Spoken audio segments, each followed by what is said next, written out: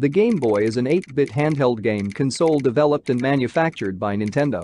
The first handheld in the Game Boy family, it was first released in Japan on April 21, 1989. The console was released in North America later the same year, then in Europe in late 1990. It was designed by the same team that developed the Game & Watch series of handheld electronic games and several Nintendo Entertainment System games, Satoru Okada, Gunpei Yokoi, and Nintendo Research and Development 1.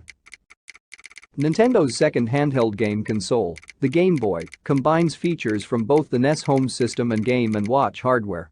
The console features a dull green dot matrix screen with adjustable contrast dial, 5 control buttons, a directional pad, 2 game buttons, and start and select, a single speaker with adjustable volume dial, and, like its rivals, uses cartridges as physical media for games.